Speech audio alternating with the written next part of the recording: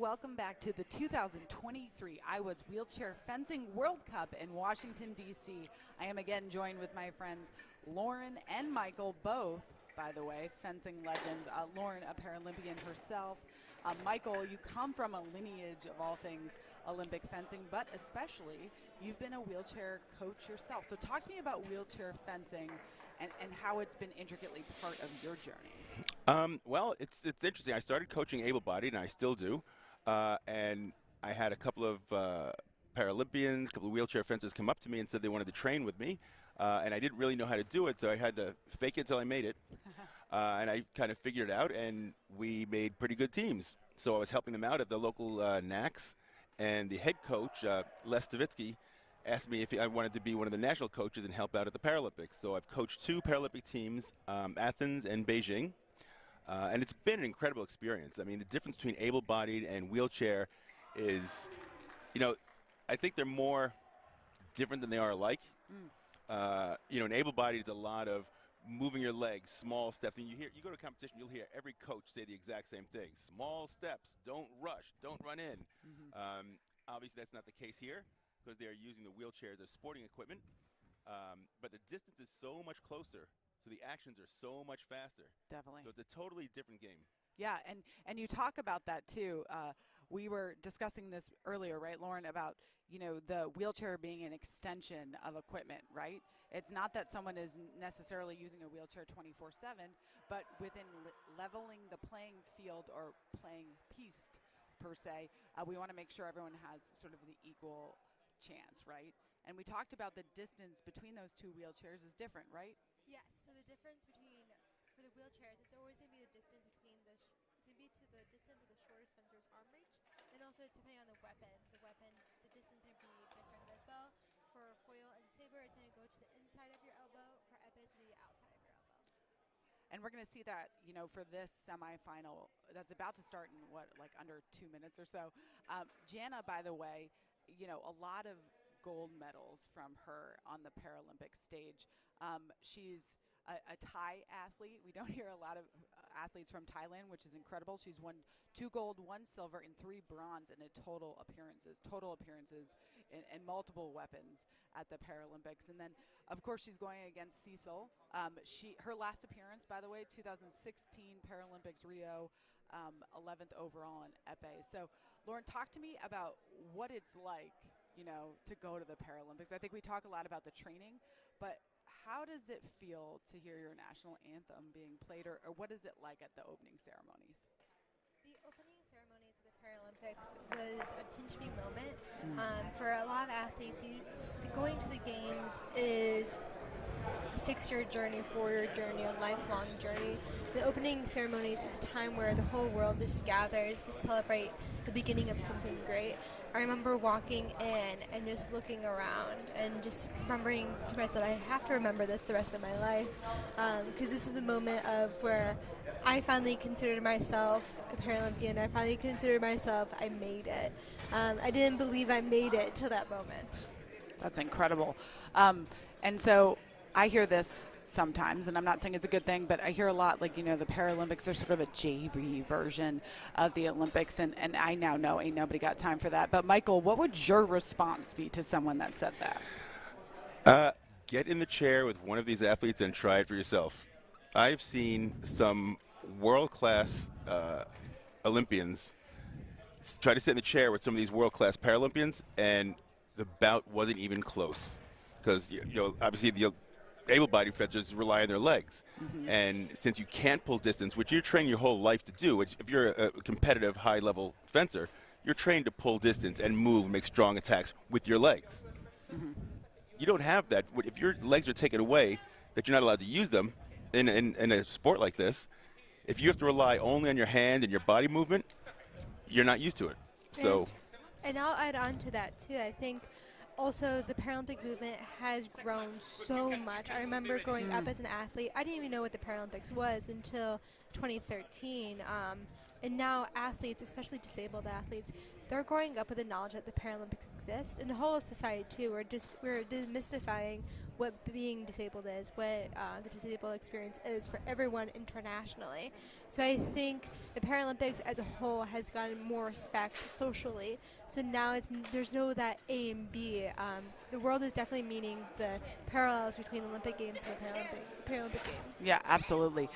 So we're going to see a lot of gold medal, legends up here, and not even just gold medal. I mean, to be at the Paralympics to see, Jana, by the way, was Thailand's first female Paralympic gold medalist when she won Epee in 2004 Athens. And I think we're going to see several of these athletes, if not all of them, do some really big things in Paris 2024. So as we talk about this, Lauren, how is the IWAS World Cup, instrumental in preparing these athletes for the Paralympics? The World Cups always serve a time for you to try something that you've been training with your coach, but also it's a good time to see who your competitors are. These athletes who we're going to see in the semifinals and finals are most likely to be in Paris. So this is just time for them to practice against each other, so when it comes down to that chance for the Paralympic gold medal, they know they got it. They know they fence each other, seen each other in high intense situations before. So this is just practice for the Paralympics in 2 years. I love that. And it's a very hard practice, right? You were talking about, I'd love to see an Olympian or another athlete be able to hang with this crew. I'm with you. I am with you. It is lightning fast, regardless of the weapon and the core and the athleticism. I mean, I'm really excited for these two Epee women's B semifinals. Well, what's really interesting? When you're fencing, wheelchair fencing, you have to fence at least 2 weapons. So every athlete fences 2, maybe 3 weapons. So some of the names we're going to see tonight or today in the semifinals and finals are going to be familiar. Mm-hmm. So the first one we have Jana from Thailand. She won the foil. She won foil and was, I think, 5th in epee or 5th in saber. Yeah. So this is their 3rd day of competition. They're exhausted. Mentally, physically, they've had their results already, and they're looking for more. They're trying to qualify in multiple weapons. So, I'm going to be interested to see how they fare on day 3. Yeah, and we were talking about this, like time flies when you're at the IWAS Wheelchair Fencing World Cup. This is our last kind of like full packed day of competition. Tomorrow we have several team events. It looks a little bit different, but it's been incredible, and it seems like it's gone by so fast. All of these athletes from 26 different countries, a lot of woman power, man power here. I'm excited to see these semifinals and then finals coming up. And don't forget, they're training extra hard. They're fighting extra hard because this is the first tournament that counts 4 points for Paris. So any points they get here, they're going to be hanging on to for dear life and trying to make that qualification for the games in 2024. Yeah, eye on the prize for Paris 2024. We have a really fantastic graphic I'd love to put up for those that are at home right now and trying to kind of wrap their heads around wheelchair fencing and the differences in wheelchair fencing versus maybe able-bodied and the different types of weapons. So if we get that graphic up at some point, you'll be able to kind of see the distance between what the target areas are, the distance between the wheelchairs, and also the difference in weapons. I think sometimes I even get confused. The relation of saber to cavalry sword, Michael brought up last time, and then of course the weapon we have here is epee, and the piece is set up differently in wheelchair fencing. We have the fixing plates. There's a link to the electronic scoring. The length of play area, just like Lauren said, is set by the athlete with the shortest reach, and athletes are strapped into their chairs. So this is sort of a layout that'll give you a better idea to kind of wrap your head around how things go, I think. For those of us that are on the outside, this is a learning process. But yeah, this has been incredible thus far. I think, both of these two athletes that are about to go up in the first semifinal are very, very strong. They're super strong. And the things that are the same in able-bodied, some things are the same. Able-bodied versus wheelchair. The target's the same. Right-of-way is the same. A lot of the rules are the same. Now, if we're watching epee, in able-bodied epee, the whole body's target area, which is the same here, except for they put a skirt around the fencers. And it's a lame skirt, And when it is clipped onto the scoring machine, it will ground out. So in reality, the target area for a women's epee or men's epee, either one, is from the waist up. Now, the skirt covers the legs and the chair. So if for some reason the skirt comes off and something is valid and gets hit, that's just bad luck, and that score is going to count. So yeah, this part's very interesting. So looking forward to see what's going to happen. Yeah, as an epeist myself, I'm super excited to see more epee today. I'm always reminded how much I love the sport of epee. You know, the other day we were commentating on epee, and I was like, I should probably go fence sometime soon, just to see if I still got it. I think you do. I think we're going to convince you to come out of retirement.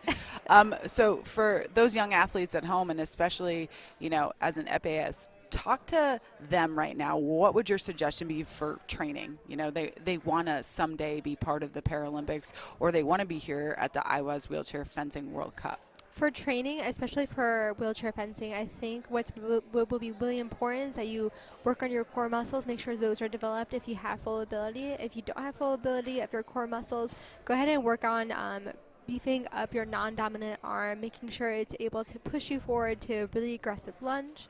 And I think also in general for wheelchair fencing, you have to develop a fast hand and fast reflexes, be able to take a parry and remise. And also in weapons such as epee and foil, make sure your point control is awesome. And that's all can come from grip control and your power in your fingers. By the way, if you can look behind us, you see them setting up in the frames over there for the women's epee event. And you can see them, they're putting the skirts on there, trying to cover the legs. They're adjusting for the distance, okay, because the distance is super important. If it's too close, then whoever's got the longer reach has a huge advantage. If it's too far, then the person with the shortest reach has a big disadvantage. Yeah, and we did talk about that, right? Like that little slight advantage is actually massive. So Here we are, women's epee category B semifinal about to start. So that skirt is for, as I said before, it's going to ground out. So that means that there's not going to be a touch awarded. In epee, it's only going to be on the target area that's not covered by that lame skirt. Arm, head, back arm, torso. That's all going to be valid area. And the first touch is for the right, beautiful attack. By the way, the strip is grounded also. So if the epee hits the strip or any of the lame material, no touch is going to be awarded. A good rule of thumb right now for epee is that whatever is white, that is what a fencer can touch, and it'll be valid for a point awarded. Oh, there's another nice touch. I think she makes parry repost, even though there's no right-of-way in epee. So epee is the only weapon that doesn't have right-of-way. Right-of-way means if somebody starts an attack, they have the right to finish it unless their opponent stops them, prevents them from scoring by either blocking it with a parry, making them miss, or just somehow getting them to stop their attack. Then their opponent can take over the right-of-way. So it's kind of a game that goes back and forth. It's almost like you have to have the offense to score. In epee, this is the one weapon that doesn't have that. If you can score, if you turn your light on, you get the touch. If two lights go on, both fencers get a touch. There's a nice parry post from Mr. Mode. Now again, parry post is mostly associated with right-of-way weapons, but still, she blocked the incoming attack and then hit her on her own. Oh, beautiful wrist touch. That's the point control that Lauren was talking about before. It's a real tiny point. She's got some very good control there. She'll hit that wrist or fingers.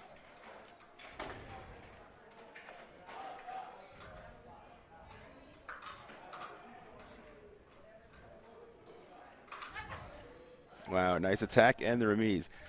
The remise is the second attack, so if they make an attack, they start their attack all the way out there. Before they go back on defense, they'll maybe try and throw in one more attack or two more attacks and just try to keep, rapid hitting. Maybe they'll hit before their opponent does.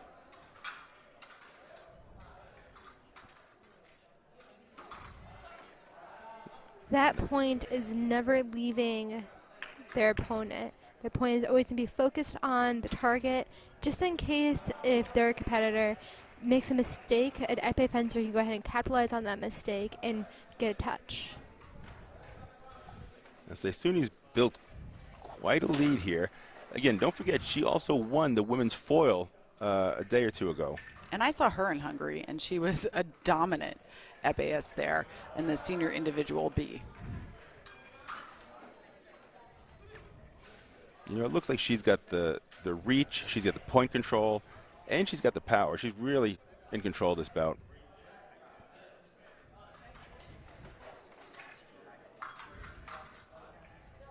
Very nice point control.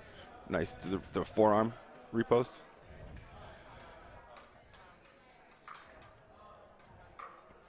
See, they're playing like a game of cat and mouse. They're trying to figure out the tempo and the timing and when to go up. And the distance was a little off for Mr. Mode.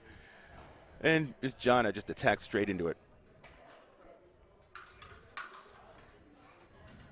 Now, again, how they move in the chairs also depends on the level of their physical ability. You know, some aren't able to move as well as others. And this being category B, the gap between, you know, physical abilities is really, really big. Yes, Michael, the disabilities that we see in category B are going to be the ones that don't have a lot of core movement, those who use a wheelchair for daily use. And Seisuni needs one more touch for her spot in the gold medal bout. And there it is. Beautiful touch. So she will be fencing again for gold medal. You know, that was a really good bout. She was never not in control of that bout. You know, she always had Cecile against the ropes, always going backwards. It didn't look like Cecile was able to pull the distance enough to get away, as you'll see some of the fencers do. And Jana, by the way, even though we know she fences multiple weapons, epee is her weapon. It's her main, you know, choice of weapon. And that is not probably a surprising semifinal for us. But I think it's pretty incredible, you know, coming from Thailand, being the first Thai Paralympian who had medaled. She got a gold medal at the Paralympics, is pretty incredible. And she came back, by the way, and really focused on taking care of her entire family. She wanted to make sure that financially they were taken care of, and that's pretty huge. Imagine having the pressure of Paralympics weighed with, hey, I have a whole family to take care of. So it's a lot of responsibility. A ton of responsibility, not for the faint of heart. So, Lauren, what are your suggestions for this other semifinal, by the way? We have number 2 versus number 3. In who do you think is really going to get ahead of this? I think it's anyone's game. That's the beauty of fencing, is that you can have data on your side, you can have numbers on your side, but fencing is one of those sports that who is going to win is going to be the one who came prepared on this piece, ready to win, ready to, if they're on for today. There might be a bad day in fencing where mentally and physically your brain and body aren't connecting. It's all who shows up. Now again, these two fencers we have coming up next, Sakurai from Japan and Paschino from Italy. Again, if you've been with us this whole weekend, those names are going to be familiar. Rosanna, she took silver in saber yesterday, and Henri took third in foil the day before. So again, they may be tired or they may be amped up. I think they're both. I think sometimes you got to lean into it, right? Or I like to say borrow someone else's energy. I think they're also pretty similar in past results. I think this is going to be a tighter match than most foresee. Again, they're setting up. They're going to be getting the distance. They'll be getting the skirts together. And then they'll be testing weapons. So again, we mentioned this yesterday. When you test, in every weapon you test, in saber you tap on the mask, you tap on the wrist to make sure it works. In foil you press against the lame, you hit your opponent in the lame to make sure that it works. In epee you're checking to make sure things don't work. Right, you're hitting the guard to make sure there's no rust spots, there's no dead spots. You're checking the skirt to make sure it's grounded out, because if it hits that skirt and light goes off, there's a big problem there. It's going to stop the action. It's going to stop the bout. It's going to take the armors to come up and fix what's going on, or they may not even notice it and just award the touch. So you really want to make sure all the equipment's working, and there's more things going on with wheelchair fencing than able-bodied. There's more moving parts. There's straps, and there's latches, and there's hooks to keep them in, and there's cranks to tighten things down for the safety of the fencers. Most of the additional equipment in wheelchair fencing is for their safety. Yes. You don't want to see them rolling out of those frames. They can be very dangerous going down the strip. When I was a fencer, I would tell people, oh, I do wheelchair fencing, and they automatically they thought you were rolling and doing fencing at the same time. And I would say, no, it's not rolly, stabby, stabby. It's just sitting and stabbing. But then since it's sitting and stabbing, you see the more athletic side of these athletes as they are able to retreat to far lengths and then lunge to far lengths. The sport of wheelchair fencing has always been so beautiful for me to watch. However, I like the idea of wheelchair jousting. That has merit. It does. It does. And liabilities. And moving on. No, so Pasquino, by the way, is a professor in chemical engineering. We know this very well, especially joined with two very smart humans. But we have a lot of engineers in this sport. And she's quoted as saying, you immerse yourself in all things fencing, and it's a science and a physiologically a pursuit. So mentally, she talked about it being like a focus, and it's also a science. So having that sort of science engineering background, using that to her benefit as a chemical engineer professor, I think it's huge. Can you say the word again? Nope. Okay.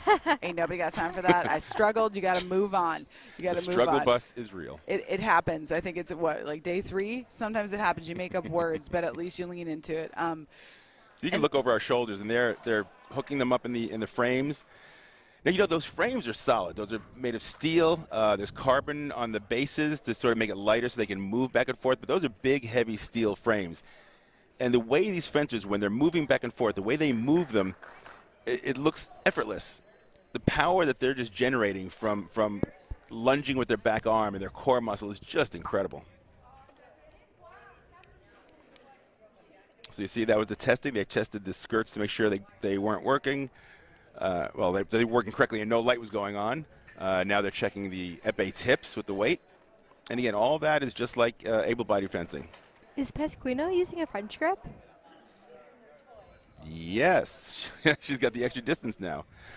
How does that set up when it comes to setting up the distance? So French grip in fencing, I've seen able-bodied fencers use it so they can go ahead and get like an extra centimeter of reach on their opponent. I never liked using a French grip in wheelchair fencing because I really liked the control that pistol grip gave me. It's all in the fingers. Everything's in the fingers, especially for an Epee. Well, I know in able-bodied, the difference between pistol grip and French grip is with a pistol grip, you've got power. You can take the blade. You can hit the blade. You don't have the same leverage with the French grip. That's more for speed. You're trying to use your legs to get the tempo and the distance and outspeed your opponent, generally. I'm not saying you can't parry with a French grip. I'm just going to theory here. See, but she's staying far back. I think not letting Henri get in there. The debate between French grip and pistol grip will be one that will always be a debate. We'll always have pros and cons. I think it's a matter of just personal preference. I mean, but she is posting up, and she's getting, more than a centimeter or two. You can get a good 5-6 inches distance on that. And it looks like she's taller than Henri as well. And with that French grip, she's pulled ahead 2-0.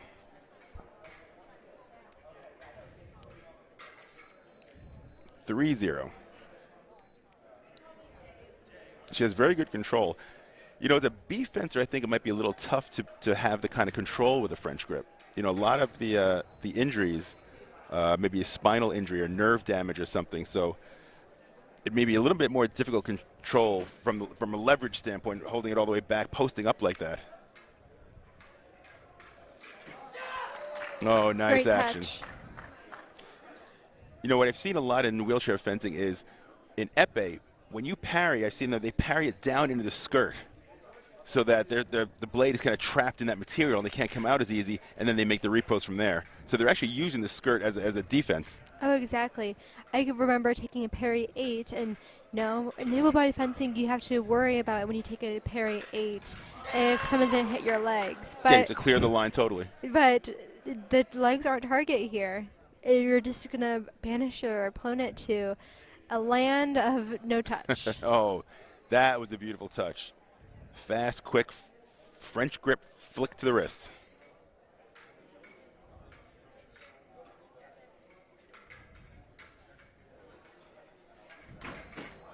Nice parry post. So Henri's not letting her make that attack, and she's taking away the extra distance that she's getting with the posting up on the epee, the French grip. Posting up meaning holding it all the way down on the handle like that.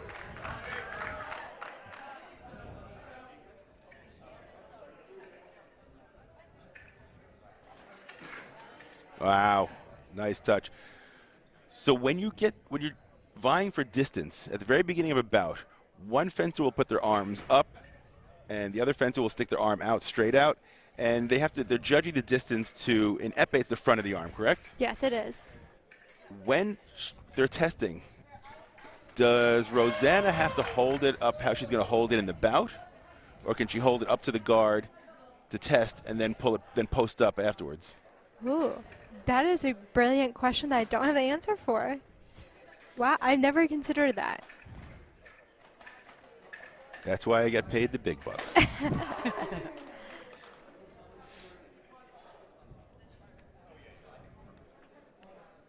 Because I know in theory, able-bodied fencing, you have to hold it in one way. You're not allowed to slide up and down the handle. I believe, I'm not 100% sure, but I believe if you hold it up by the guard, you have to stay there. You can't slide it back down during the touch. Mm.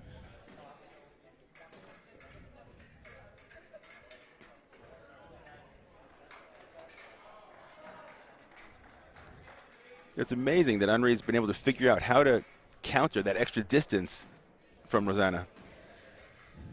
Rosanna's on the defense right now, just waiting for Henri to come in, and so she can go ahead and bring her in and capitalize her coming in. So Rosanna right now is trying to lure Henri in.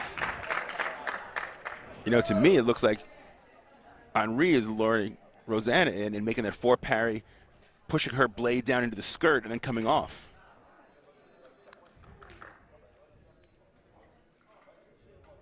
That's a nice touch by Rosanna.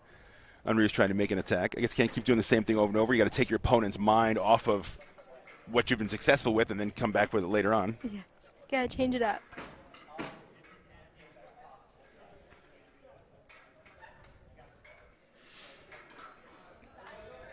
It was interesting watching this strategy change back and forth.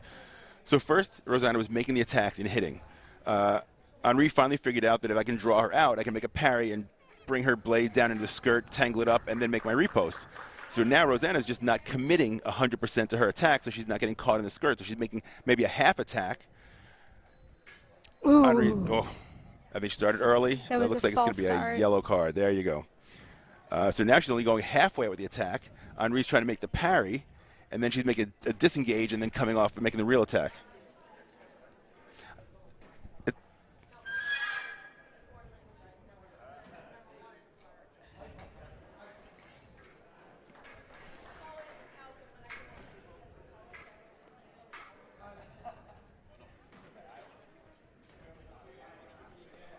So I believe I've been given a note here that says in able body, you actually can slide your hand back and forth like we said in the before.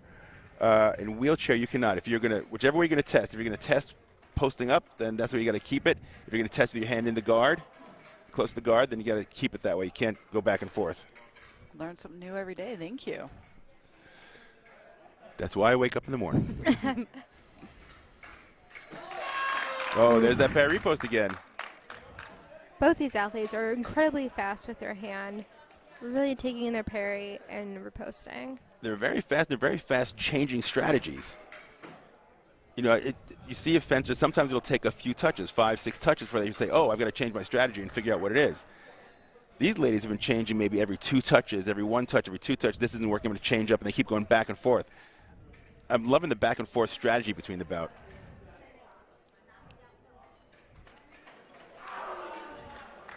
Looks like Henri had to tighten up the strap, or lap strap, which keeps her seated in the chair. As a wheelchair fencer, you're not allowed to lift up off the seat because that gives you extra distance. So that's why you see the 2 assesseurs on the side judges there, and they're looking at the fencers to see if they rise up out of the cushion. And that was a nice attack. You know, you mentioned the judges. We need to give a shout out to all the officials, the volunteers, you know, all of the judges, every person here lifting a frame. I mean, you name it, there are a lot of all hands on deck. So a special shout out to all of the volunteers at the 2023 IWAS Wheelchair Fencing World Cup here in Washington, D.C. So that was the first 3 minutes of fencing time is up, so now they get a minute break. The side judges, the SSRs, are going to switch sides. The coaches are going to bring water. And great words of advice to their fencers. So what kind of words of advice would either of you give to your athletes right now, or if they were in this match? I would say they're both doing great jobs of what they're doing. I think the only difference is I would tell Rosanna to keep doing what she's doing because she's figured out how to change the distance. She started out with long attacks, then she started to hit parry posts, and now she does short attacks and then continues on afterwards. I would try to tell Henri not to get trapped in that half attack and that short attack. I would maybe tell her to, if you're going to make a 4 parry, do a fake 4 parry, then do a circle real 4 parry. Yeah. And then just keep going back and forth. I would tell Rosanna to take her time. Rosanna has no rush to get the last 3 touches to win the bout. I would say be on the defense, have Henri come to her. Don't exert yourself before the final. But if I was Henri's coach, I would say you're doing great, but there are some, you kind of have to step it up before you have to catch their lead. Mm-hmm. Yeah, Rosanna definitely has the advantage being up 12-8. I mean, she has 3 more touches to go. And Henri's got some catching up to do. But everyone loves a comeback. Everyone loves a comeback.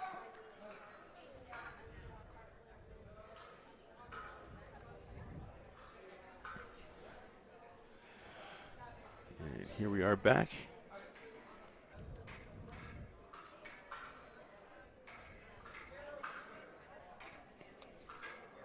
See, now it looks like they're both playing with the distance. They're both going a little slower, trying to draw out the opponent, trying to see if they can get the blade. That time, Rosanna was just able to pick up the tempo and the distance a little bit quicker. She was able to make her attack. Henri was making fake attacks. Rosanna made one quick feint and then a real attack. They still got bundles of time for this bout. Like in able body, a DE is going to be 3 rounds of 3 minutes. And we're only in the 2nd round and with 30 seconds off the clock. Now, in able body, they would actually, again, she's making one half attack and then her real attack. In able body, they'd be able to drop their hand, break distance, take a little time to, I wouldn't say relax, but, use the clock a little bit more. If you do that in wheelchair, there's a nice parry post again. If you do that in wheelchair, just take a little mental, physical break, you're going to get hit over and over. First by your opponent, then by your coach. Guess you can't really do that in safe sport. See, they're both looking for the timing and the distance. Oh, and there's a 4 parry post again.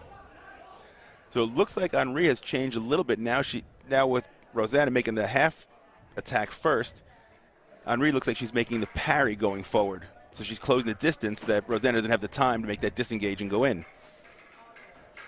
Right there. Ooh, that was beautiful. She has that 4 parry post down. So if there's anybody who's not a fencer out there, which I don't know if there is, in fencing we number the lines that we use, that we know we're talking about. So a 4 parry is basically going across your belly. So Henri is making her left hand, taking her left hand and turning across her body to block Rosanna's blade. And she's now just done that 3 times in a row. If it's not broke, don't fix it. And I think Rosanna's coach is saying, it's broke, fix it. And there you go. Finishing with a great counter attack, going backwards because she had the distance. That was awesome. So she's just punched her ticket into the gold medal bout as well. That was an awesome bout. I love just the strategy going back and forth. As a coach, that's what I love watching, is the strategy and the turning and the twisting and how do you manipulate. And they went back and forth and changed so many times. It was just incredible. It's also incredible to see how many people are in the crowd right now and how rowdy it's getting, as the competition is continuing. Now we're on day 3, Monday, and it's just getting the high energy rounds now. I'm excited for this next final. I thought people were going to be a little tired on day 3, but ain't nobody got time for that. nope, they're So they're these all up in it. These two, by the way, in the final, we have Thailand and Italy. Jana, by the way, is a Thailand legend. Epee, we've talked about this, is her main weapon. She talked a lot about it's difficult to combine motherhood and a sports career, but she's doing exactly that. In 2024, she went to Athens. Shortly after that, she went to Beijing in 2008, becoming a bronze medalist there in Epee. She turned that bad boy into gold in London in 2012, and at Rio in 2016. She tried to defend that title, taking silver. She's won 4 world titles, 2 silver medals, and 3 bronzes at world championships. I mean, that's a lot of medal. And we're not even talking about Tokyo, but that's a lot of medal. That's a lot more than I ever had. I wonder how heavy her trophy case is. I know. I mean, you could kind of use that to like bench press, I imagine. It could serve another purpose. Pasquino from Italy, she placed 5th in women's saber, actually. And we talked about this, multiple weapons in Tokyo. The fact that she's in this final is, I think, pretty incredible. I mean, she's sort of laying that playing field as far as being a multi-weapon athlete. She was first introduced to the sport in 2015 by a childhood friend, also a fencer, and then she wanted to stay fit, and she wanted to also kind of balance the rigors of her academic work, but also how complicated and mental the game was, and she saw it as sort of like a mental pursuit. So this is why she initially got part of wheelchair fencing, was to immerse herself in something that she could really just kind of focus on outside of work, and I feel that. So for those of you joining us here right now, we're at the 2023 IWAS Wheelchair Fencing World Cup in Washington, D.C., joined by these 2 all-stars. Michael, you come from a whole lineage of Olympic blood, and then you're also a stand-up comedian, a proud father. We have Lauren, Paralympian. You're a champ for being here, by the way. Finally retired, and I'm like, hey, I'm going to call you into this. So it's been really incredible having both of you here and all of your knowledge base and expertise, and all of us being able to learn on the fly. So thank you for joining us. No, this has been awesome. And I mean, besides just us helping out, if you can look behind us over here, and you can see all the volunteers helping get the frames off the stage and helping get the athletes off the stage, because those ramps get a little steep. Yeah. And they're moving the frames, and they're helping lock them in the frames. So, I mean, a big shout out to all the volunteers, all the referees, all the armorers, all the medical technicians. I mean, everybody who makes something like this run. I mean, I know I've been to many, many NACs, able-bodied tournaments, but this has at least twice as many people to help it run. Yeah. Yeah. Michael, I have a joke for you since you're a stand-up comedian, so you'll have to give me a rating. What is Beethoven's favorite fruit? Banana. We're here all week, everyone. Do you We're see their look of here dismay? all I'm going to week. tip my waitress and leave now. Thank you very much. I mean, I respect a good dad joke. I do. That was well played, Lauren. Well But it's played. got to Thank you, come thank from a you. dad. I don't know about that. It can come from a mom, but if you say mom joke, This has been a really exciting day thus far, but hey, we got a final coming up. Number 1 versus number 2. No surprise there. These are, athletes that fight in multiple weapons.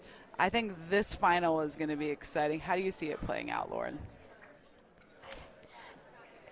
Jana has the experience on her side to win this, but also I love newer fencers coming into the world and making their claim. So again, I never say who's going to win because I don't want to jinx the fencer, but it's going to be the experience versus the not so experience. So I'm excited to see what's going to happen. I think before that we've got our A men's foil semifinals coming up. Right, I think I see the names put up in the scoring machines. So we've got 2 really good bouts coming up as well. Looks like there's Matteo Betti from Italy and Damien Toclian from France. It's going to be our first bout. And then we've got Emanuele Lambertini from Italy and Michael Nalwak. Sound it out. I'm having a hard time. I know, and Lambertini, by the way. from Poland. We got it. Nailed it. Thank you for your patience with us as we're gonna learning some of these names. With that being said, we're going to take a short break, hydrate, because the body is a temple. We hope athletes are hydrating too. And we will be back with some semi-final action on the men's side. I got to go to medical. I think I sprained my tongue. Okay.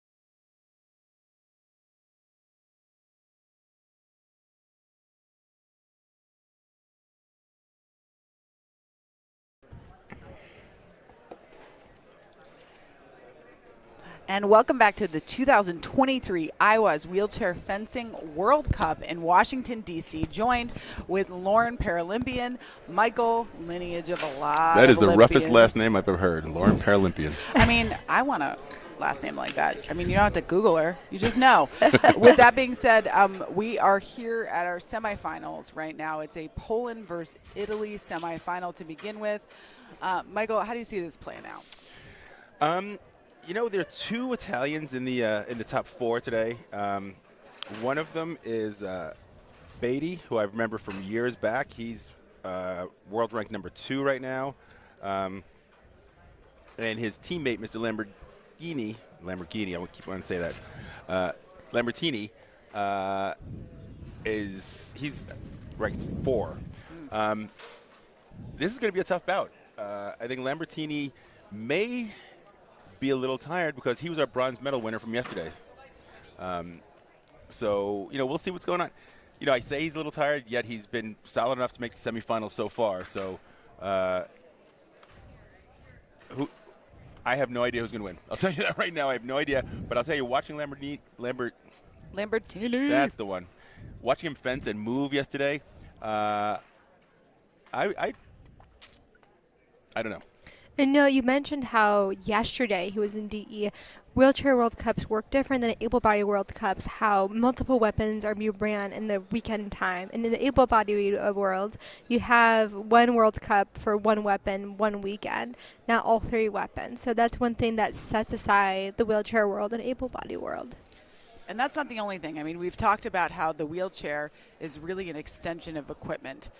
It doesn't mean that everyone here, by the way, you know, needs to use a wheelchair or wants to use a wheelchair 24/7. In fact, it levels the playing field or the playing piece per se, and ensures that someone doesn't have an unfair advantage. Correct? Isn't that how you would, convey it? So. I think that puts things into perspective for those that at home are like, hey, how does wheelchair fencing work? Well, this is how it works. There are frames, they're harnessed, they're latched in. We want to make sure that someone doesn't have an unfair advantage and it stays safe. And you know what's really strange? Being as a coach, I've coached a lot of wheelchair fencers. Where you get your fencers is, you know, you can go to a hospital or a rehab center, and they can use, you know, you can explain to them that it's a real great way to get rehabilitation on whatever injury they have or something. But I've actually, given out my card, just walking down the street, seeing people either in wheelchairs or with a cane or something like that. I'm like, hey, do you do any sports? No? Here, call me. Let's try some wheelchair fencing. And the first thing they say is, but I'm not in a wheelchair. Yeah. So you've got to convince them that it's not for people who use wheelchairs all the time. The wheelchair, like we said, it's a piece of sporting equipment like an uneven bar. You know, every gymnast has to use the same uneven bars. It's the same kind of thing here. So as soon as they can get that in their mind that it's you know, you don't have to be in a wheelchair all the time. Mm-hmm. It's just while you're fencing, that makes way more sense. So any coaches who are looking to get some fencers, there you go. Yeah, and you know what? We actually have a graphic that does a really good job of describing the different weapons in wheelchair fencing, also describing the different types of equipment, target area, hit scored, and right away if it applies to this specific weapon. So in this case, we have it listed here on saber and for foil. So, and also in our second graphic, we have an explanation, a better visual explanation on how the wheelchairs are set up in the frames and the space that is between them. The piece, you know, it's still the piece, but now there's fixing plates below. They're linked to an electronic scoring unit. The length of play area is set by the athlete with the shortest reach. And this is really good for all of us to kind of be reminded, okay, this is how we level the playing piece per se. Lauren, as a Paralympian yourself, what would your suggestion be to, an athlete at home right now or someone that's interested and maybe becoming a part of wheelchair fencing, how to get involved, how to get connected? I will always use my mother as an example. I remember I approached her at age 8 or 9. I was like, Mom, I want to fence. And, Google is an awesome tool. And she was able to get in contact with a local coach of ours. Parents out there, always advocate for your athlete. But then getting in touch with a local club and see what they can do in terms of accommodations. Then also maybe if you're an athlete that knows how to advocate for yourself, you can go and say, I need this from a coach. I need this from a facility, either that be accessible restrooms or even a ramp to get onto the floor. After you reach out to a club, I would then also reach out to anyone else on the team, on the national team right now. You can always reach out to me, and also reach out to the national staff if you're finding you can't find anything before that. Yeah, I mean, and we know this, as much as we love the fact that there's 26 countries here represented and 26 flags. I mean, it's really incredible that wheelchair fencing has a long way to go as far as development. So I think, Michael, what would your suggestion be to coaches specifically that run like maybe able-bodied fencing clubs that are hesitant to get a wheelchair fencing program up and running? Well, I think the biggest things that hold coaches and clubs back is expense and knowledge. It doesn't have to be expensive.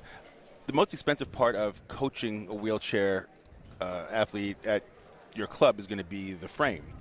There are ways to make frames. There are diagrams out there that will explain to you and hold your hand through the process of building a frame, making one out of wood. And those are very effective. I've done that. We've done that a bunch of times. If it's lack of knowledge, you don't know enough about it, just ask the question. Yeah. People like Lauren and myself and anybody in the wheelchair fencing world is more than happy to reach out and help you and explain what we do. And I've flown out and taught coaches how to coach wheelchair fencing. It's not as difficult as you think it is. It's a little bit of a mindset change. But other than that, the benefits are obviously helping the program. Coaches can make some extra money. There's lots of benefits. I don't think I've ever felt as good as a coach as when I'm helping the wheelchair community. Yeah. Definitely. And you can hear some really excited coaches over there just a second ago. There was singing, there was a little bit of dancing, you name it. I think everyone is getting really excited because we have 2 Italians in these semifinals right now. And I think I would be really proud if I were them too. Be proud of your athletes and the ways in which this sport has grown. It is definitely worth noting that IWAS does an incredible job connecting, potential athletes, fans, family, you name it, to different programs internationally. And visit their website if you have any questions. But it does fascinate me, the idea of, somehow this being more expensive. But I look at clubs specifically here domestically in the United States. They've got mirrors on mirrors on mirrors. They've got this, they've got that. And I think we owe it to some incredible potential para-athletes out there to connect them with a wheelchair fencing program. But there's also other ways. There are grants out there. There are lots and lots of grants to help programs like this. If you can get in touch with one of the wheelchair athletes, they will help you out. This community is all about giving back. Every time we talk about one of the athletes, whether it's Lauren, whether it's one of the athletes that are up there in the semifinals or finals, if you look at their bio, there's always some aspect of it where they're giving back. They're helping their local, wheelchair community. They're helping the youth kids with disabilities, whatever that is. And it's amazing that they achieve so much and yet they're willing to give back so much. Absolutely. So, Lauren, we've discussed several times earlier in the week sort of the mental resilience and focus that wheelchair athletes have. And dare I say, I think it's a little more intense and stronger in these athletes than maybe some of our able-bodied fencers. Going into a semifinal here or a final, what are some sort of mental strategies that get you in the zone or you might suggest an athlete kind of lean into? every athlete has something in their mental toolkit that works great for them to get them in the mood, to get them pumped up for a bout. I always liked having my playlist of pump up songs, and just gets me in the good attitude, positive attitude. I can do this. I can win. I'm number one. These athletes in front of us, they might have different strategies of how to get them ready and set for a semifinal. One thing what always caught me a little bit off guard for semifinals and finals was that you're in front of a crowd. People can watch you. People see you. You hear everything else. But these athletes that we see right now on the stage, there are no strangers to the semifinal stage. They know what it's like, and they're ready to vie for a spot in the gold medal match. Yeah, there's a lot of focus on Paris 2024 too. So you're talking about like pump up song. I mean, Michael, what would be your go-to pump up song, or, you know, the song you'd walk out to? Me? Let's see. It would be either "Bring It On" by Seal. Nice. Or maybe I didn't see that coming. "I Am a Giant" by Melissa Etheridge. Wow, also did not see that coming. Those are awesome, powerful I love it. songs. Both surprises to me. Lauren, what would yours be, or multiple? I don't know. When I was a fencer, and when I went to the Paralympics, I was in a very big Hamilton phase. Oh, really? And that was like my jam during the Paralympics when I went in 2016. I think it all depends on the athlete. I mean, I was thinking maybe the other day, like T-Pain would be a good. T-Pain, nice. Would be a good, like, walking out song. I don't know. That's awesome. I love those. And Britney Spears, I think. Britney Spears is always a good one, too. That's awesome. I don't know if I can buy that. We have a whole eclectic, crew of music here. With that being said, we have our semifinal finalists getting up and ready. They're figuring out if they are good to go, clipped in, all the above. We should be starting here shortly. This is going to be our first semifinal, and our second one directly after. This is going to be a men's foil category A. So the category A athletes are the athletes that have full control of their core movements. These are going to be the athletes that are really aggressive on the lunging and the retreating. And these are going to be really powerful athletes as well. Michael and I have been talking about this whole weekend how these athletes, because they're so strong, they'll move the piece back and forth. And my favorite thing, I always call it a comedic break, is when the ref has to pause the bout and volunteers have to move the whole heavy piece to the center. And that just goes to show how powerful these athletes are and how they're not going to let something like a frame get in the way of making a touch. I love that. And we have a lot of volunteers here, many of which, by the way, are staff from USA Fencing. To see them lift that, I'm like, man, that takes some strength. You're glad that you're sitting here. I am glad, candidly. But, yeah, you got to lift from the bottom. Well, the funny part is that it takes 4 or 5 able-bodied people to move the frame back in position, where it just takes 2 wheelchair fencers to move it up and down the strip. And that just goes to show you the power in their legs and their core. These athletes take ab day very seriously in the gym. Oh, I imagine. I thought that was all core. Matteo, by the way, born in Siena, represented Italy at the 2008 Summer Paralympics, 2012 during those Paralympics, and 2016 he won a bronze medal in men's Epee in 2012. Italy versus France is always a fun bout. Both those countries have big cheerleaders, lots of screaming, lots of whistling, in both able-bodied and wheelchair.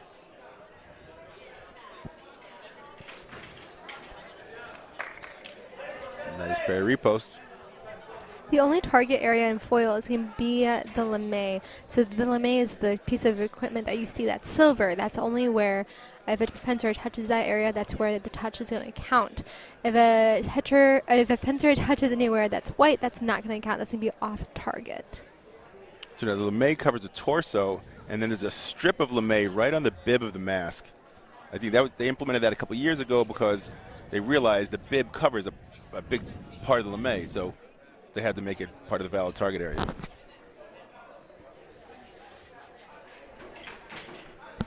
Oh, parry post off target.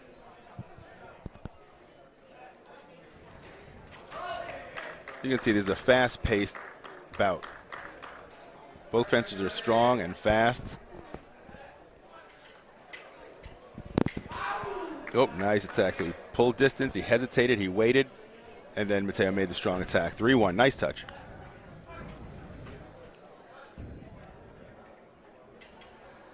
Oh, seems to be a problem with Mateo's weapon. It's going off target.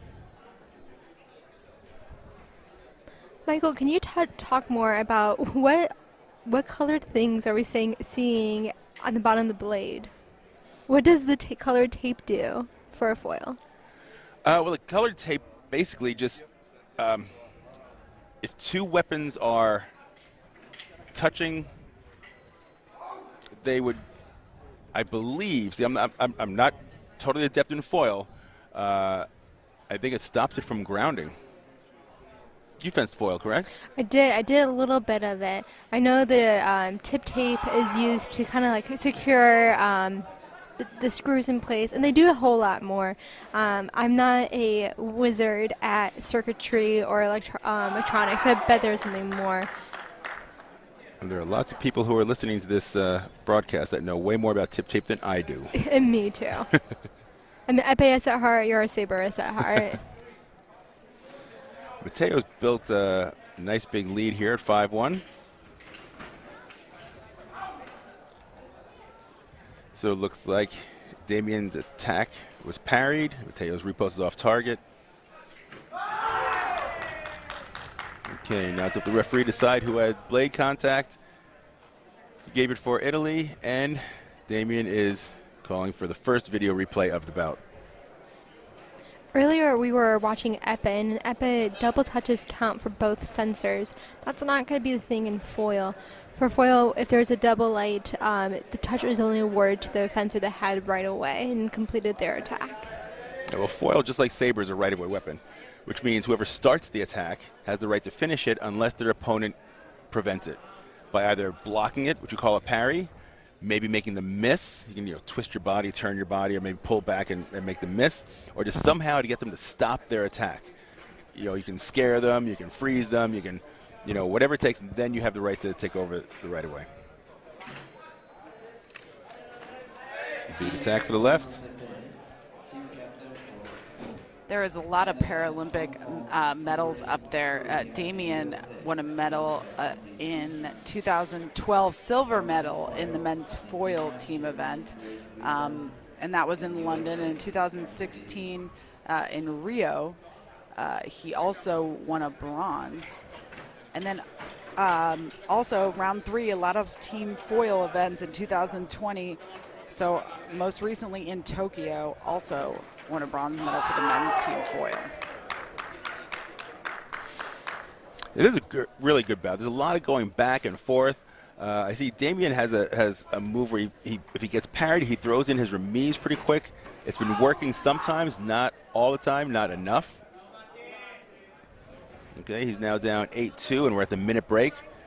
Coaches get to come up and talk to their fencers, try and talk them off the ledge at sometimes. Explain what's going on, explain what the coach sees from the outside. A lot of times the fencers don't understand what's going on, or don't understand what the ref sees because they're too involved, intricately involved in the bout. So the coach has to come out and explain what the ref is seeing, how to change, and it's up to the fencer to take the advice and put it into their game. What do they like to do? If a coach may say, hey, I want you to attack more. Okay, I'm going to attack more. Does that mean do I want to beat attack? Do I want to go straight attack? Do I want to disengage attack? How do you put that kind of advice into your game? If I'm coaching somebody, now a lot of times they don't have their own personal coaches here. The national coach may be, somebody that you haven't really worked with before. So, you may not quite understand or appreciate the advice that they may give.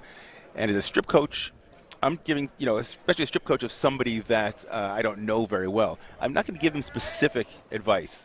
I'm going to give them general advice. Here's what I see the other person doing. Here's what I would suggest. Maybe do a parry post. Maybe, pull distance a little bit more and then make an attack. I'm not going to say, make a beat attack with a disengage, a 3. I'm not going to be super specific. It's whatever that fencer feels comfortable doing. And we're about to start the second part of this bout. Mateo's up 8-2. The referee called that one simultaneous. Up, and there was the attack, and remise again from Damien. You know, Damian is 53 years young, and Mateo is 37 years young. Wow. I like that age difference. I remember Mateo when he was young and had long hair. Oh, nice attack. Damian waited a little bit too long, but his tip back. Mateo took advantage of it. Nice touch.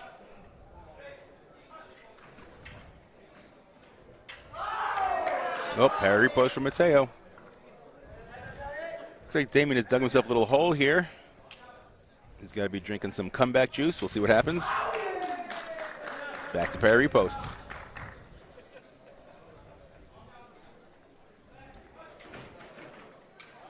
Up there's the remise again.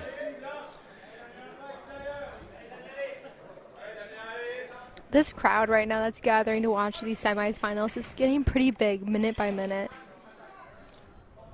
And it's funny, and after every touch, they're cheering and whistling, and it's a party. It's a European parry party. What?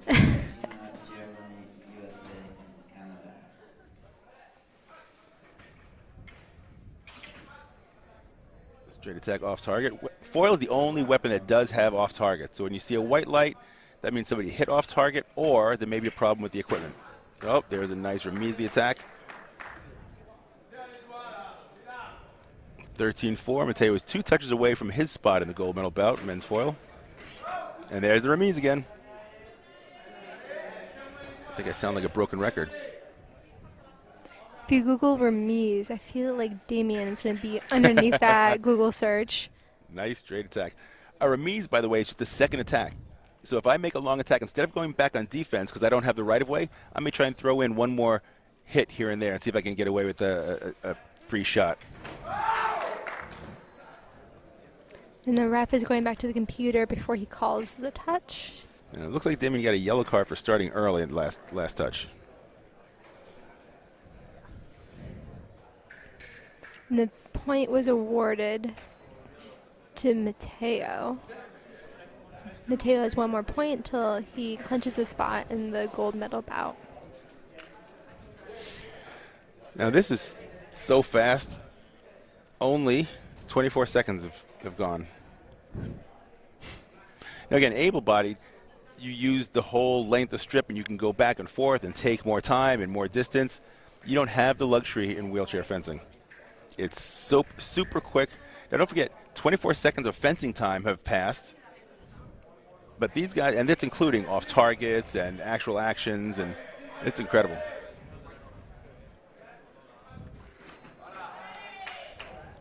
Nice straight attack, and no time went off the clock. That's how fast this is. The tip of the fence. Ooh. That time the remise didn't work. I think Mateo finished his repost. And the ref is going back to check the replay.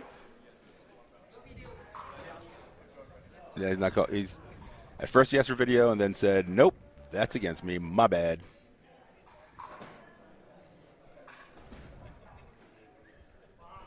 I think he just initially asked for video out of frustration. And I've been there, and that's the bout. Mr. Betty is just won his spot in the gold medal bout. Brilliant fencing from both athletes. You were saying earlier how fast the bout was going, Michael. And is it true that the tip of fencing point is the fastest thing in Olympic and Paralympic sports? Fencing is the fastest sport in the world, second fastest sport in the world behind shooting because of the speed of the bullet. And the reason it's so fast is because when it's done right, you're not using your whole arm. You're not hacking and slashing. You're using the fingers, and that's what makes the tip go so quick and so small. But it's faster than a race car. It's faster than a bow and arrow. It's faster than a hockey puck. So, yeah, it's incredible. You know what's really fast are these pit crews. These volunteer pit crews is what they call themselves. They are switching those frames or getting the wheelchairs locked and loaded. I think they might rival some NASCAR action. We are about to go in our second semifinal, and this is men's foil category A. And here we go. And we've got another Italian, Mr. Lambertini, who, as we said, I believe took third in yesterday's Sabre event.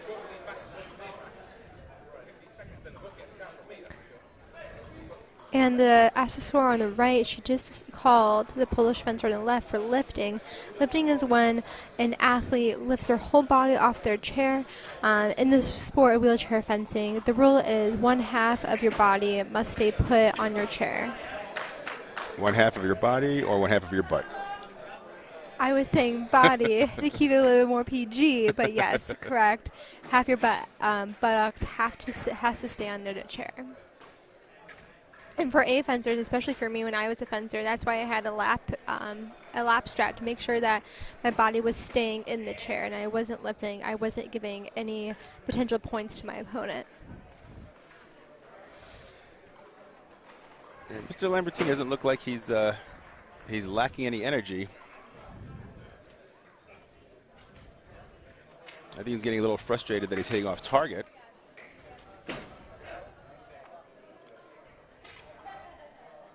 See, being a saber fencer, I never really had to deal with off targets that much.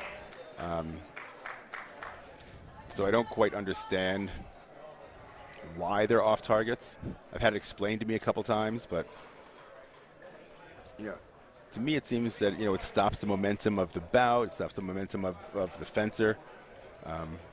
But there are some people out there who feel that off target is a valid part of the game, and they use it to their advantage within the rules.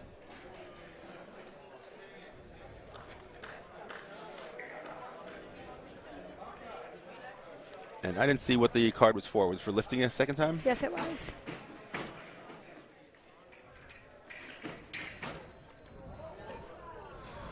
It's amazing the reach some of these guys have.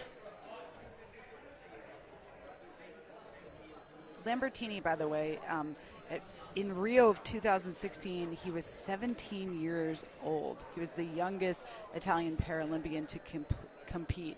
Pretty incredible, too, his story and situation. He's quoted as saying, "Never be shy of your situation. Always enjoy life because life is fantastic." He's focused primarily on engineering prosthetics that are specific for different, running, walking, swimming, fencing. And to think that someone is so young, he's now, 22, 23, has the ability to do that. I think that's also where he gets his energy, Michael. Well, he's 22, 23, and he's got so much experience at that young age. It's amazing. Yeah, that's not your typical 20-something right there, so.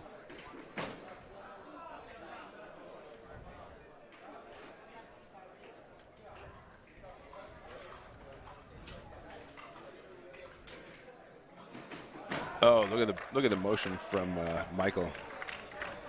His body went back and forth so fast he caught Lambertini off balance. Oh, straight attack.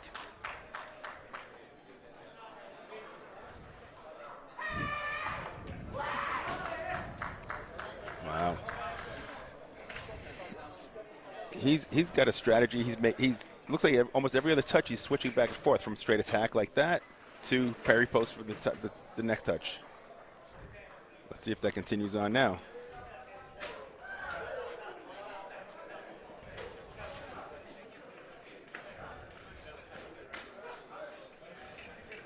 And he's back on defense, so I was kind of right. Ooh, that's a great touch. That was beautiful. That's circle 4 parry post. Now we're going to do a break at 8. Now this is new. I mean, there's always been a break at 8 in saber, but this is new to have a break at 8 in foil. It is, and I believe it's because in foil, the bout just always went by so quick. They never reached the 3-minute mark. That's because the distance, because you're stuck, not really able to move, break distance.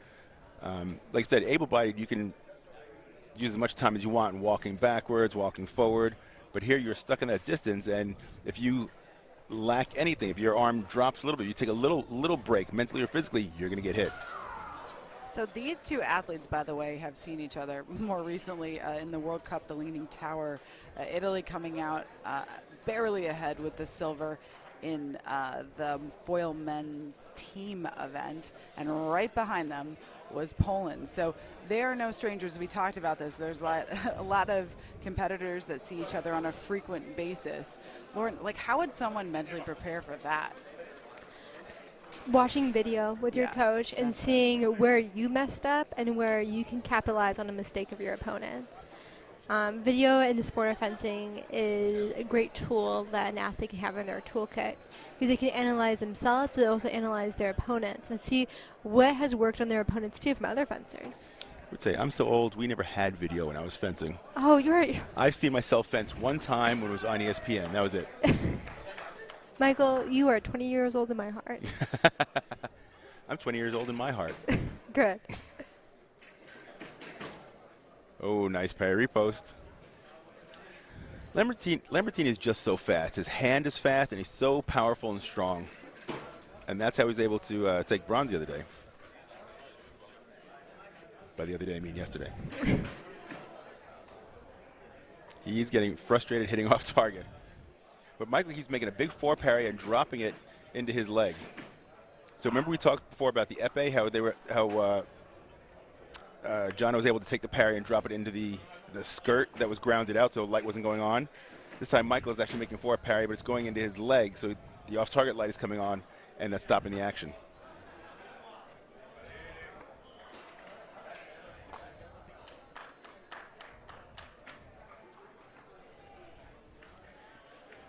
It looks like Lambertini is running away with this one. But you know what? Michael fenced fantastic to get up to this point. And sometimes styles just don't meld well against each other. Not even 15 seconds is off the clock. Where it's And that's bout. Bout ended in 19 seconds and looks like to be an all-Italian final. So Italy is definitely going to come out today with a gold medal. And that was a fast bout. Fast hand, fast body. You saw toward the end of the bout, Lambertini was getting much more confident. So he's doing a hesitation and then change tempo, fast attack. I mean, he was basically able to do what he wanted in that bout. So we'll see what's going to happen in the next bout. And again, it's going to be teammate versus teammate. So like I said, Italy's going home with gold and silver. And it's just, which one is it going to be? Yeah, speaking of Italy might come out with gold, next fight we're going to have is going to be the women's category B foil final between Italian Pesquino, and then we also have the Thai fencer Suni. Both fencers, this will be a great bout. So in the 2 final bouts, 4 fencers, out of 4 fencers, 3 of them are Italian. Yes. Should we go to Italy to train then? So Jana, by the way, who is seated first, talked a lot about her history and what her entry into wheelchair fencing was like. And, you know, she fell into a deep depression after an accident that occurred. She refused to leave the house. She was not in a good place, a very dark place, suicidal thoughts. And she spent an hour just trying to lift herself into the wheelchair. And she took that and she embraced the change that occurred on and through her body, and she decided she was going to be an advocate for wheelchair sports. She is also, by the way, you know, an amputee wheelchair sport journalist, video journalist, and has really taken the role as being the eldest sister in her family, taking care of her entire family, and also becoming a mother, which I think is pretty incredible to think. All of that, and she's really taken this and triumphed on and off the piste. That's awesome. And that goes back to what I was saying, that, you know, most of the wheelchair people give back to the community, give back to the wheelchair community, and do everything they can to help the disabled because they know what it's like. They know the adversity that people go through, you know, the acceptance or the non-acceptance, you know. So they're really working to change the attitude of people when it comes to disabled athletes and people. Which is why we're here this weekend.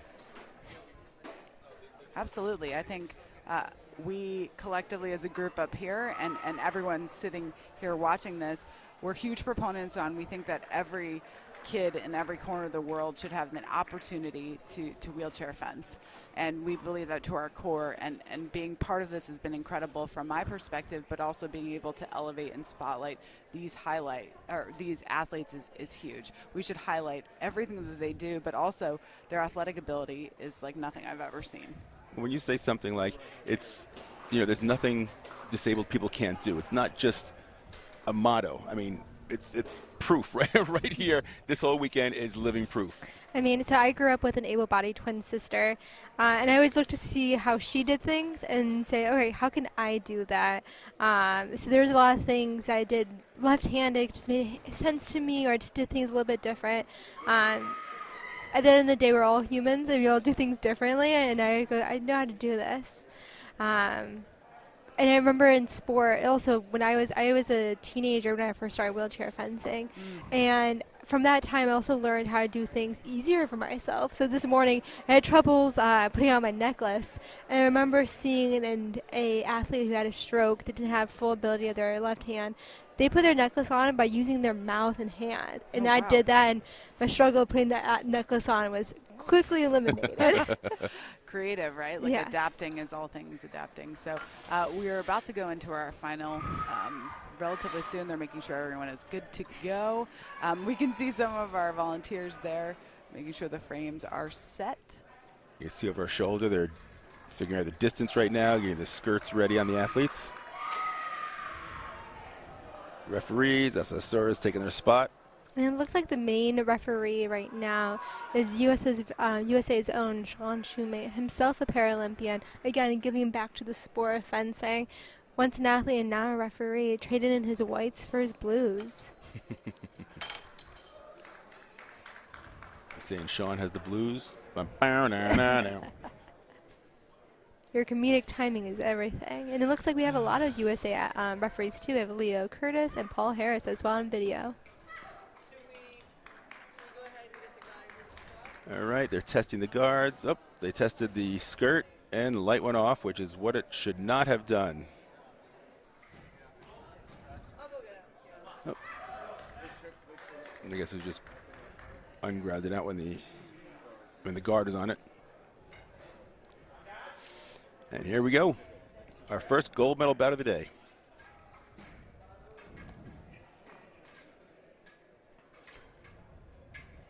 Thailand versus France. Don't forget Seisuni. You mean Thailand versus Italy? That's what I meant. The French, but she comes from the French section of Italy. Seisuni won gold 2 days ago, so she's trying to repeat. And especially if she won gold in foil, and Epee is her main weapon, maybe she has a slight advantage. We'll see. Oh, but she's down 1-0. This is going to be a good bout.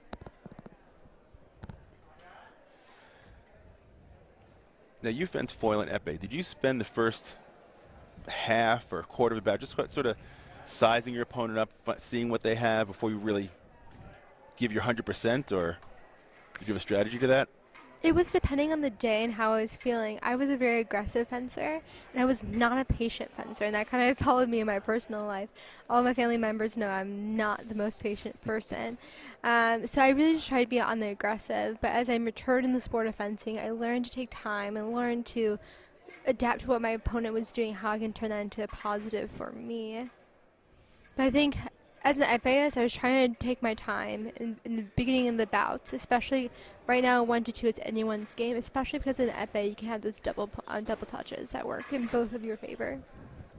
It looks like Rosanna is on defense with that French grip that she was using, we mentioned before. She's holding the very end. She's posting up.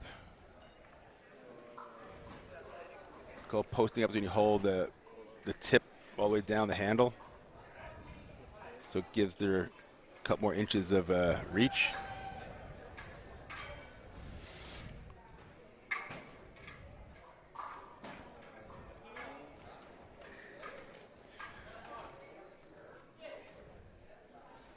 So before, when she was fencing her semifinal bout, I saw she was a little bit more aggressive on offense. Now she seems to be sitting back. So at this level, you've been fencing these same people over and over for years now. So you know your opponent's style. You know what to expect, at least generally. So here's a question for you. I don't know if we have time to answer it, but I'll ask it to you, maybe answer when we get a break. In able-bodied fencing, I know a lot of people during an Olympic year will fence one certain way, whether successful or not, for the first half, and then change the second half. I don't know if the same holds true in wheelchair fencing, but maybe the next break you could think about it and let me know. I've never seen that happen, but it would make sense because you want to keep your competitors on their toes and always keep them guessing. Fencing is a game of physical chess. You have to expect the unexpected.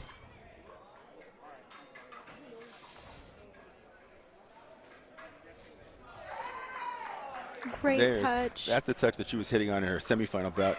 It looks like Rosanna's afraid to make the attack because Seisuni's got such a strong point and can easily hit the hand if Rosanna is just a little too big or a little too late.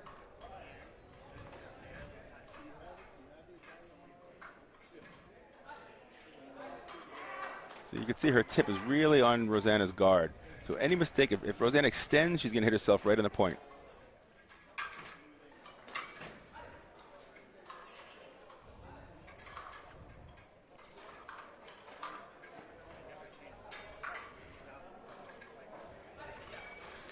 They're just sizing each other up, timing and distance, trying to figure out the best time to launch an attack. And they have nothing but... Oh, but... there's an attack right there. They have nothing but time. A DE is going to go for 3 rounds of 3 minutes, or the first one to 15. And we are only 3 touches into this bout. Now, Epee does go a little slower than the other weapons, generally, as a rule of thumb. And you can see there's 42 seconds left in the first period here.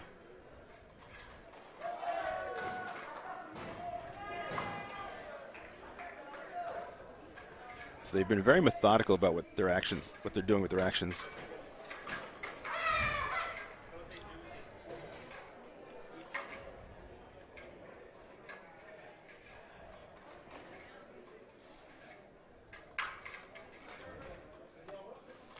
They're both playing a very defensive game, trying to draw the other person out and counterattack. Since it's not a right-of-way weapon, that's one of the strategies is trying to hit before the person comes all the way in.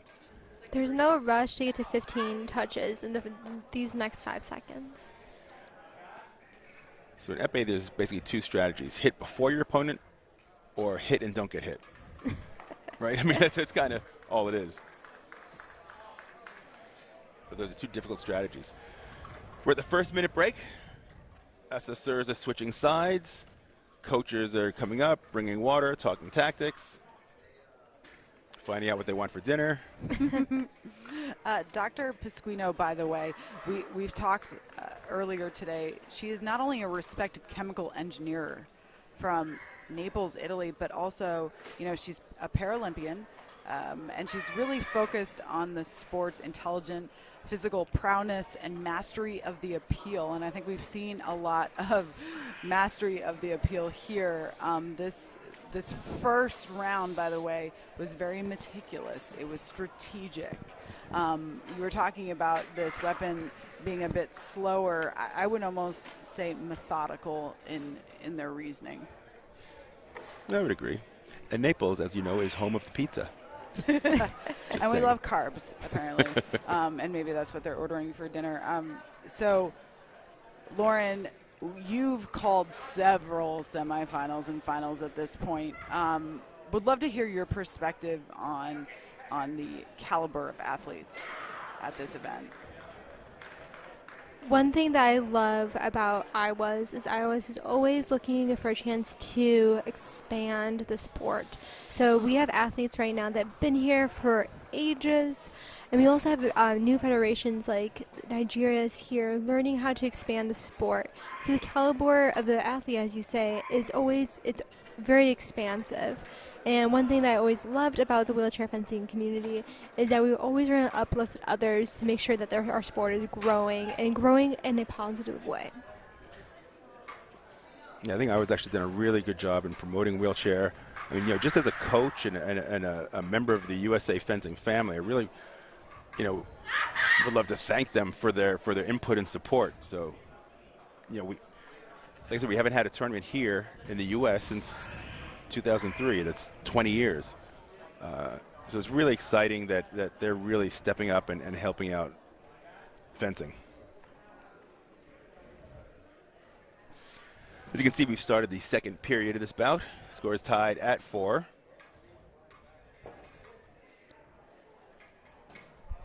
And again, both fencers are being very methodical, very deliberate. looking for the openings, trying to create the openings.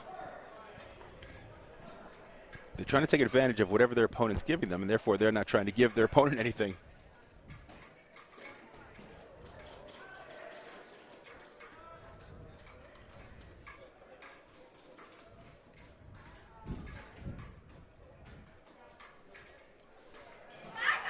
There you go. There's a nice attack. And Seisuni takes the lead by 1 touch, 5-4. I think she's hungry for her second gold medal of this tournament. And on the flip side, I think Pasquino wants to change her silver medal into gold.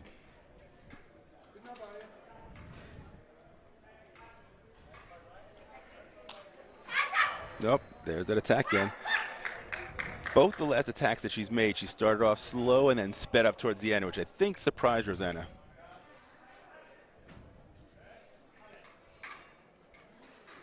Fencing is also a game of faking the other person. It's a game of trickery. It's got to outsmart the other person, but also surprise them. Yeah, absolutely.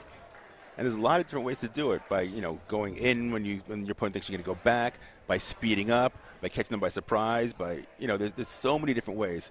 I call it being creative. Generally the creative fencer is going to win the bout. And again, there's another attack that started off slow and then sped up.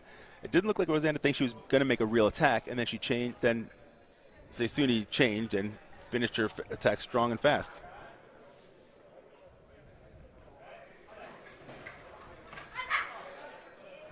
There was a remise, nice touch. Seisuni's really picked it up in the past 4 touches. She's getting a little tougher, she's getting a little faster, a little more deliberate.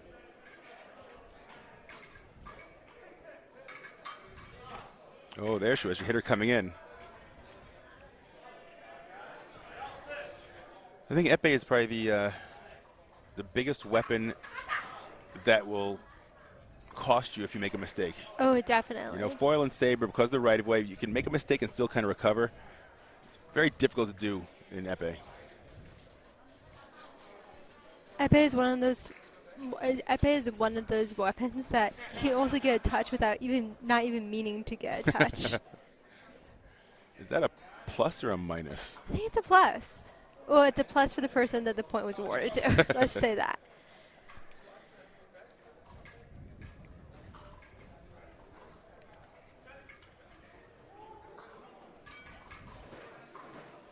We have a little bit less than a minute left in the second period of this bout.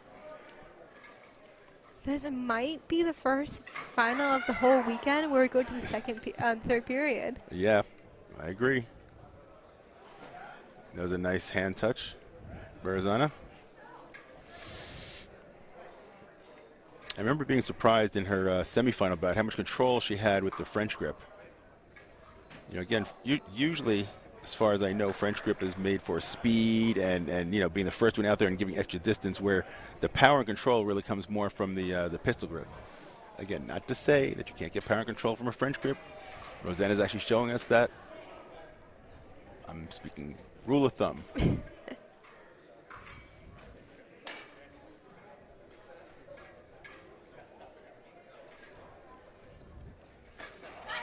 Oh, there's a strong attack again.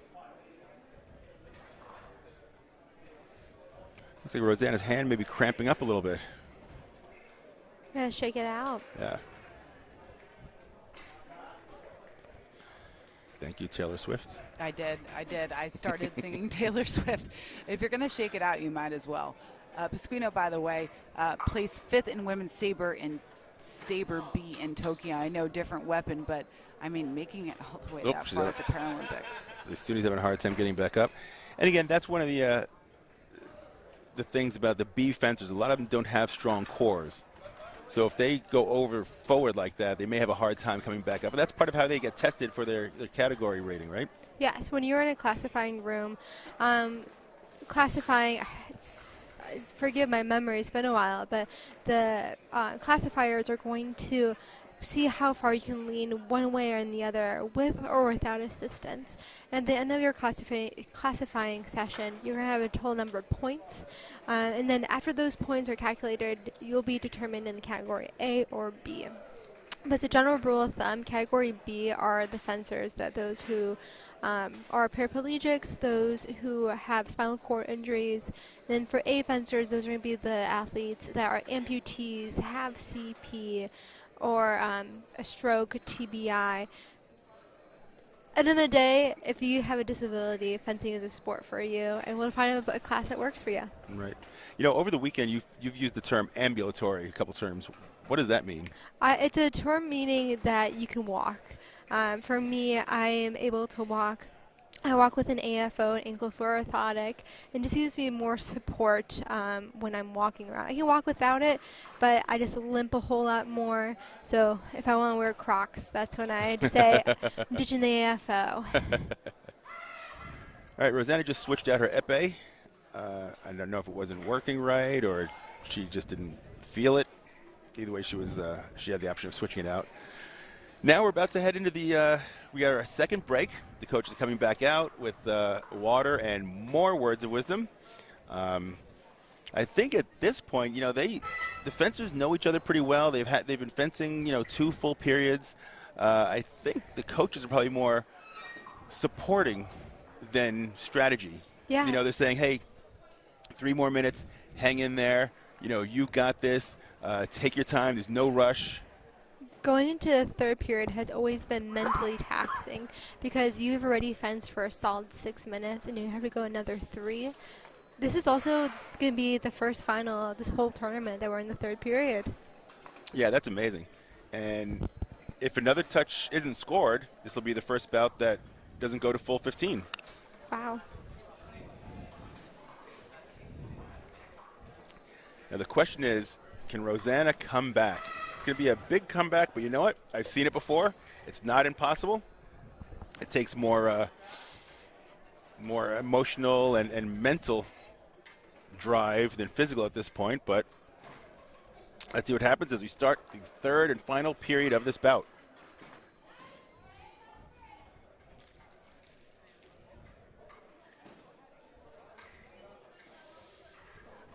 Both fencers realize there's no rush. It doesn't have to be one in the next 5 seconds. You've got 3 minutes of fencing time.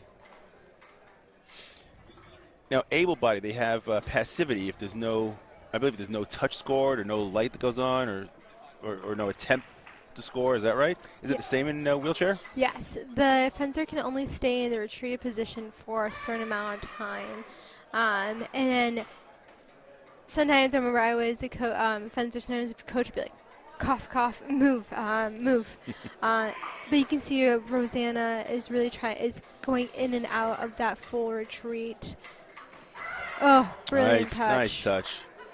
Well, Rosanna's the one who's got to be a little more aggressive. She's the one who's got to play catch up. She's the one running out of time.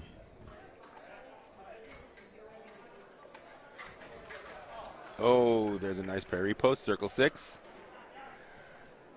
And Seisuni is 1 touch away from her second gold medal of this tournament.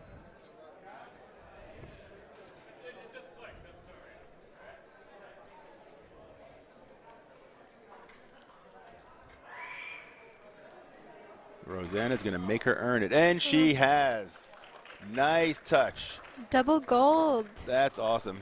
That's the first one of this weekend, right? Of this tournament. That's awesome. 2 gold medals. And first one of this qualifying period as well. That's right. What a great way to start the qualification period for Seisuni of Thailand. She's got to feel good about her chances for Paris. That's for sure. Yes.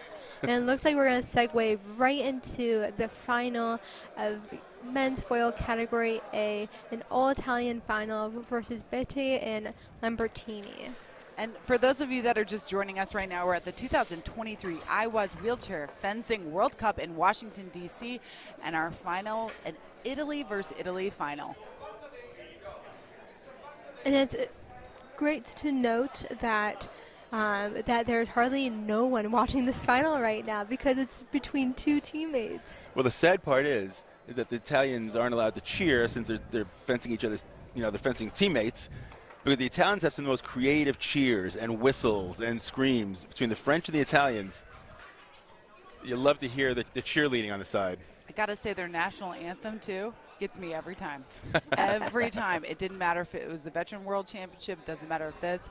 You can't help but, like, start to bop your head. And we're off. You know, both these guys are going to be very physical. I mean, from their last semifinal bouts, they were very athletic and strong and fast. This is going to be a quick, powerful bout.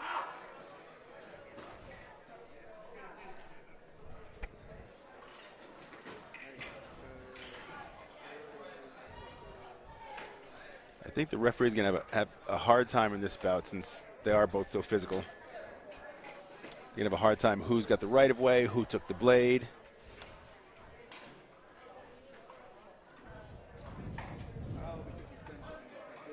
As an Epee at heart, I always got mad fencing foil because of the target area. I was always so used to hitting the hand, hitting the elbow, hitting the shoulder. And it counting. And have it count, yes. And then when I first went to fence foil, I just remember having such the trickiest time just training my point to go onto that target area, the lame, the silver piece of fabric that you see. See, you should have gone to saber then. I feel like that's what everyone tells me. You should have gone to saber. It's beautiful parry post there. 1-2.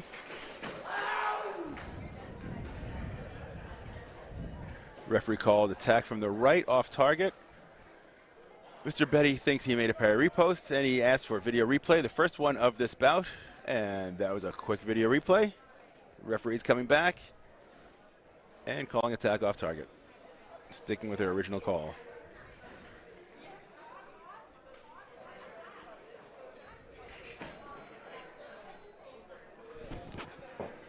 Our referee for this bout is Suzanne Vogt from Canada.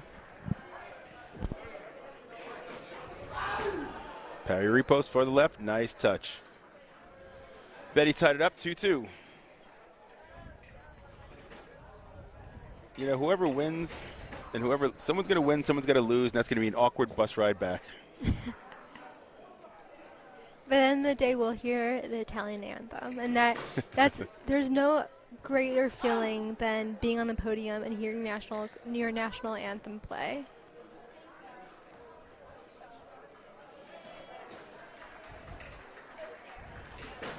I'd rather have it play for me than my opponent.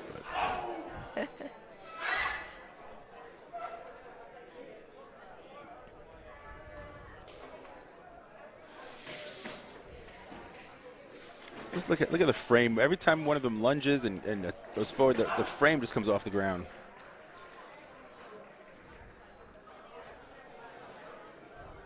And I've seen it with the bigger, even stronger guys. The whole thing literally comes off the frame. They're almost facing down on their opponent.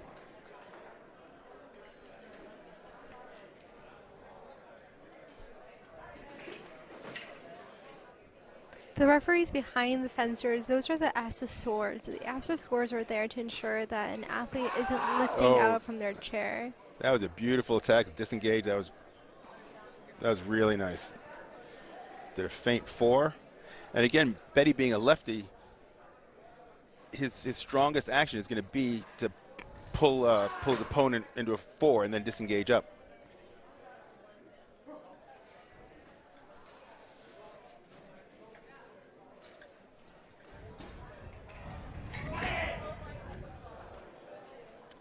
They just seem to be trading touches this point. Very close bout, 5-4.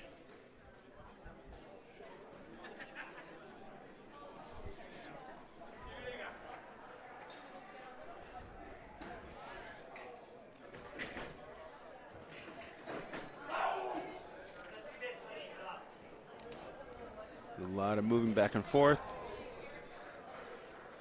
And again, just like with the women's epee, these two are pretty much going to lock in their spot to Paris. I'd find it hard to believe that anybody would take gold or silver at a World Cup and not qualify for Paris.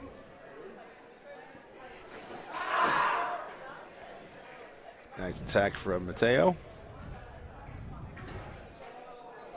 Not sure if that was attack or a remise, but either way it was one light, so doesn't matter.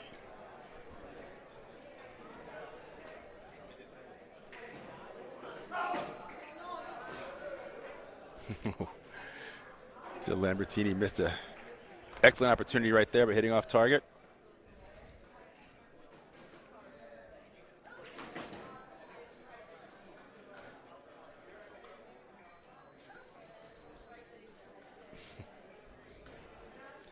I can't tell if they're talking to the ref, or the coach, or themselves. I would talk to myself as an athlete a lot of times. I'd be like, oh, why did I think that? Why did I do that? I talked a lot to the audience who was watching. Oh, same thing. He missed another opportunity. He keeps catching Betty short and stopping, and he's hit off target twice. Let's make that 3 times. Off target is different than epee. It's because it's stopping the bout. And each time that a touch is scored off target, the fencers are be called back to on guard, basically restarting that whole touch again. Yeah, that's why I'm not a big fan of off target. You know, I mean that plus I fence we don't have off target, so I'm kind of used to it. But yeah, I agree. It stops the flow of the bout. It stops the flow of the opponent, and you know, stops your flow. But some proponents of keeping the off target say that's what it's for. It is to stop the flow of what's going on.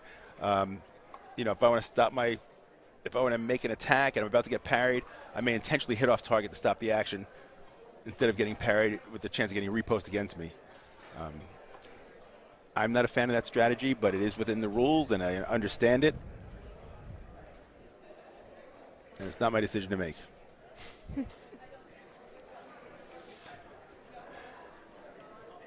Mr. Lambertini's up 7-6. The first fencer to 8. We will be getting a minute break. And I doubt we'll see any Italian coaches come up. Unless maybe they'll be offering water, but not words of wisdom. Oh, attack from the left. 8-7, here's our minute break. Michael, I know it's been a while since you were an athlete, but A long while. What would you be thinking to yourself right now, fencing a teammate in a final and no coaches up there to give any words of wisdom? What would you be thinking to yourself? You know, that happened a lot. You know, because I did have a lot of teammates, and if it was in an international competition or if it was in a national competition and I was fencing a club mate, there are different ways to think about things. You can psych yourself up and say, hey, you know, you got this, you can really do this. That was never my kind of thinking. I was more the guy who had the positive power of negative thinking. You know, it's like, look, I'll say I'm not, you know, not doing so well. I don't feel so good. Let me just try and get some touches. Let me see what I can do. And I wouldn't work I wouldn't look at the big picture. You know, every time I looked at the big picture, I said, hey, I have to win this bout to make this team, guaranteed loss. So I always learned how to play games with myself. Like, all right, I just need to get the next 2 touches before they get 1. If I can get the next 5 touches before they get 3, let me see if I can hit, you know, 2 touches to the head and 1 to the flank. You know, I had to play like small games with myself, small attainable goals. By the time I kept doing that, I had a victory at the end. And we're about to start the second period. Mr. Betty is up 8-7 by 1 touch.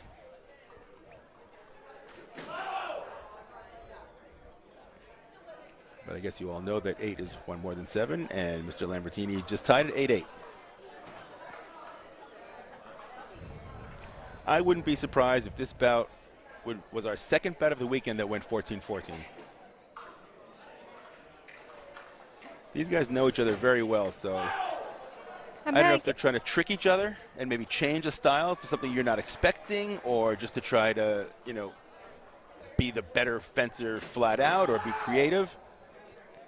I'm not a gambling person, but I'm willing to bet that these fencers right now are trained almost weekly together, or even often, to the point where they know their opponent's game like their own. Oh, absolutely. And like I said, I mean, I've known Matteo for a long time. I remember him when he was just a kid. Like I said, when he had long hair. So he's been around a long time. Lambertini isn't new. He's been around as well. I mean, you look at his medal count. So these guys have trained together. I don't know if they're club mates or not, but they are. You know, then they train 5 days a week together. They've traveled to World Cups before. So they know each other as well as any teammates can know each other. You can tell by the score, 9-9. And there hasn't been more than a 2-touch difference through the whole bout. Referee called attack from the right. Mr. Betty disagrees and asks for video replay. I always liked calling for a video replay when fencing because, well, it gave me a chance to advocate for my right to have that touch. It also gave me myself a moment to pause, take a deep breath, relax, and reset for the next upcoming touch.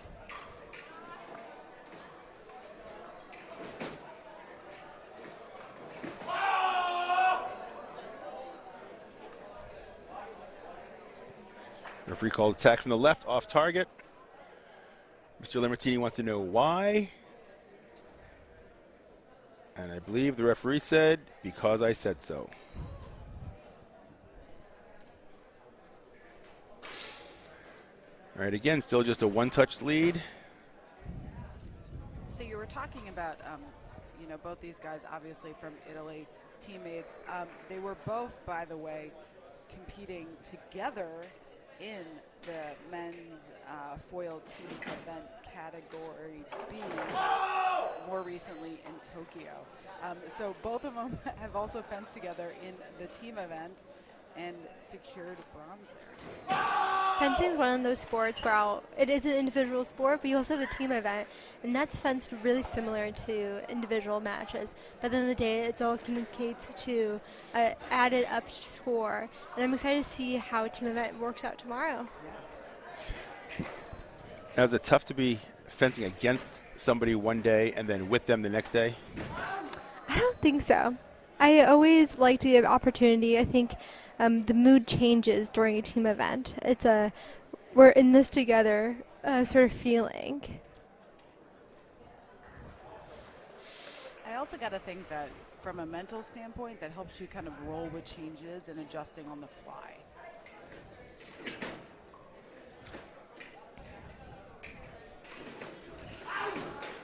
Beautiful pair repost by Betty.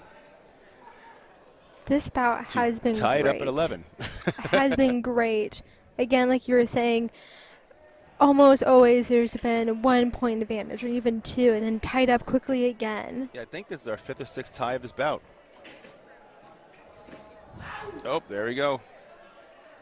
A little bit longer than he thought. Nice long reach. Now, when you're going for those long actions, the upper part of the target area can pull way farther than the lower. So you're going to see when they actually do get the touches, they're like right on the seam of the lame.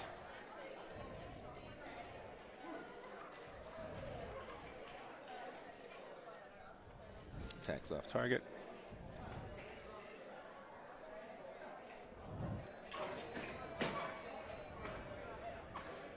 Yeah, these guys are really trading touches back and forth. You know, sometimes when teammates fence, it cannot be the most exciting bout. This one has actually turned out to be pretty exciting.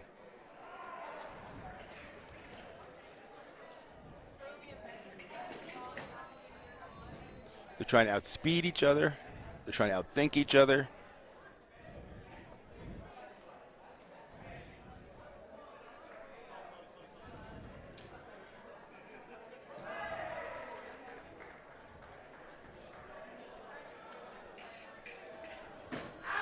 Oh, there's a nice long attack. 13-11.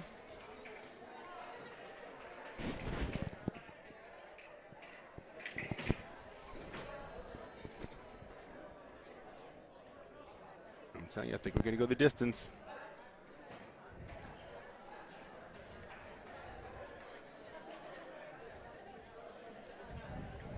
Oh, just trying to make sure everything works, adjust everything so they're comfortable. last touches are the ones that matter.